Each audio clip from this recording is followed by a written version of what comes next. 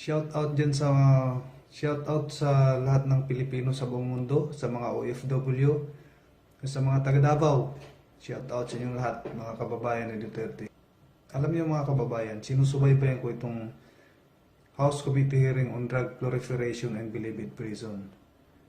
Eh talagang nakakabahala na pala talaga, grabe. Sobrang dami ng druga na umiikot dyan. At saka ang malala pa rito, ito yung sinasabi ni Pangulong Duterte na isa si Dilimas na nakinabang doon sa pera ng eleksyon. Tsaka ito si Ronnie Dayan ang kanyang runner. Talagang pinanood ko yung testimony ni Nonilo Arili Andaya. Grabe naman. Sobrang dami ng droga. Talagang nakakashock. Biro mo, nasa kulungan ka na, nasa maximum security ka na. Tapos, nagagawa mo yun. Napapaikot mo yung mga drug lord, nandun ka lang sa kulungan. Eh, magpakulong na lang sila lahat. Kasi alam nila, may gwardiya pa doon. May safety pa sila doon. O, di ba? Parang nakakabastos lang eh. Tapos ngayon, lumalabas sa investigasyon na si Dilima yung protector nila. Protector ha? Dating Justice Secretary tapos drug protector. Ano yung nangyayari sa Pilipinas niyan? Oh, ito, pakinggan nyo nga ito. Talagang nakakainis to. Pakinggan nyo itong sinasabi ni Nonilo Andaya. Noong January 2014, kinuha ko bilang asset ni Colonel Valeroso ng Criminal Investigation and Detection Group. Bilang isang asset, tungkulin ko ang magsumiti ng mga impormasyon kay Colonel Valeroso tungkol sa transaksyon ng droga ng parehong mga Pilipino at Chinese sa loob ng Bilibid.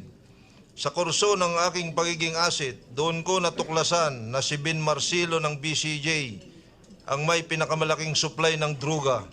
Pumapangalawa dito si Sam Lechua ng BCJ at sinusundan ni Peter Ko ng Komando, Willie Yang ng Batman at Robert Lee ng BCJ. Si JB ay kilalang untouchable at malakas dito sa Bilibid. Ito ay sa kadahilan ng regular siyang nagbibigay ng malaking halaga ng pera kina dating Secretary Leila de Lima ng Department of Justice at Director Bukayo ng Bureau of Corrections. Alam ko ang mga bagay na ito dahil personal itong naikwento sa akin ni JB sa kurso ng aming mga pag-uusap tuwing humihingi siya ng payo sa akin. Noong kalagitnaan ng Nobyembre taong 2014, sinabi sa akin ni JB na alisin niya sa maksimum ang mga balakid sa kanyang negosyo upang masulo niya ang kalakaran ng droga sa loob ng Bilibid at nang malilikom niyang pera dito ay gagamiting pundo ni Secretary de Lima para sa Noy paparating na halalan 2016. Nasabi din sa akin ni JB na mapapalipat niya ang kanyang mga kakompetensya sa negosyo dahil siya ay asset ni Secretary de Lima at Director Bukayo sa kalakaran ng droga sa loob ng Bilibid. Lahat ng ito ay plinano ni JB dahil pinangakuan siya ng absolute pardon ni Secretary de Lima na ilalakad daw nito kay Presidente Aquino.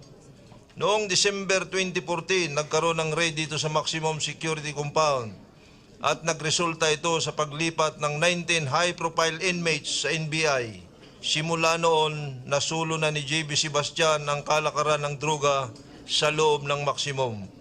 Isa din sa mga inuutos sa akin bilang asset ay kunin ang account number ni JB kung saan niya hinuhulog ang mga perang kinikita sa pagbibenta ng droga. Nakuha ko ang video account number 0003100795586 na may account name na Kuko Jewelry Shop sa pamamagitan ni Ruben Acerbo. Si Ruben ay aking personal na kakilala na nagtutulak ng droga sa Roa City at Boracay.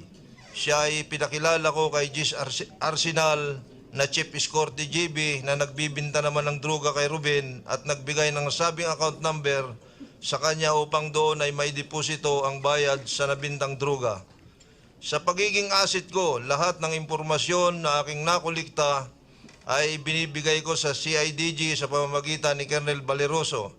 Ang mga impormasyong ito ay dinivelop ng CIDG sa ilalim ng pamumuno ni General Magalong na naging basihan naman upang mabuo ang Oplan Kronos kung saan dapat magsasagawa ng isang malaking operasyon ang CIDG at PDEA sa loob ng Bilibid. Ang Oplan Kronos ay pinarating ni General Magalong kay General Garbo na nooy PNP Deputy Director for Operations. Nasabi sa akin ni Colonel Baliroso na hindi natuloy ang operasyon ng Oplan Kronos dahil noong nakipag-coordinate si General Magalong kay Secretary de Lima, hindi ito pumayag. Bilang panghuli, nais kong sabihin na 3 linggo bago na ilungsad ang Oplan Galugad, personal kong nakita ang haligang 65 milyon na nakalagay sa kahon ng sigarilyo sa kubo ni Sam Lichua sa BCJ na kung saan ang halagang iyon ay nasabi din sa akin mismo ni Sam. Pagkatapos ng Oplan Galugad, pumutok dito sa loob ng Bilibid na nawala ang perang ito kasama ang iba pang mga alahas, baril at mamahaling mga bagay na umabot hanggang 300 milyon. O, di ba? Kung ikaw ordinaryong Pilipino, ano ba isasabihin mo? Ano bang iisipin mo? Talaga iisipin natin na kung hindi naging Pangulo si Duterte, na talagang halos wala nang pag-asa yung Pilipinas. Hindi kailangan maging eksperto para mabahala ka dito sa mga nangyayari.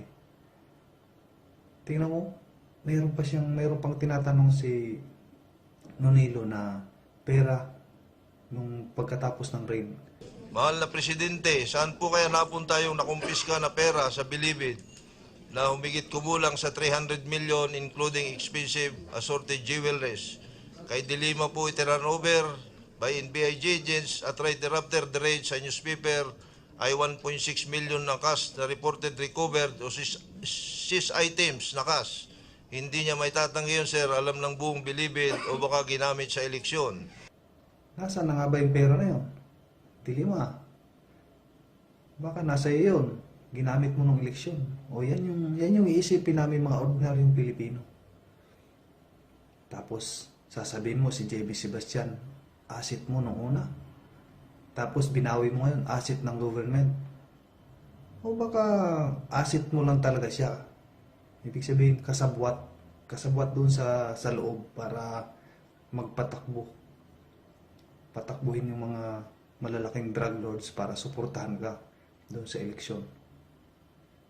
Oh, ito. Tapos, sasabihin mo nga, ito, nakakainis tong mga sinabi mo rito eh. Pinakinggan ko tong mga sinabi mo. May nakapagsabi sa akin na simula nung nakaraang kampanya, napakarami ng mga trolls or fake accounts sa social media. Wagas kong mang-alipusta, wagas silang mag-alipusta, magmura, o siraan ako at ang mga nakikiisa sa ating mabuting agenda.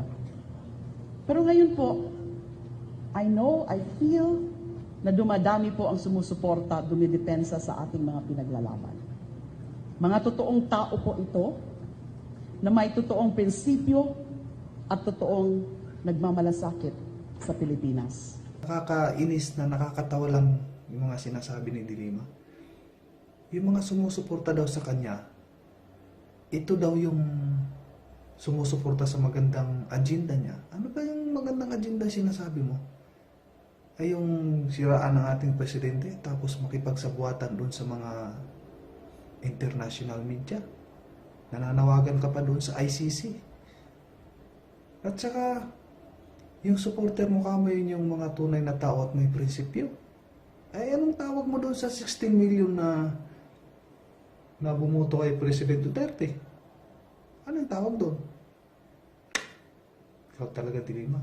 Tapos gagayahin mo si Miriam Defensor Santiago. Ang mga hugot lines ay, buti pa ang Pokemon hinahanap, ako hindi.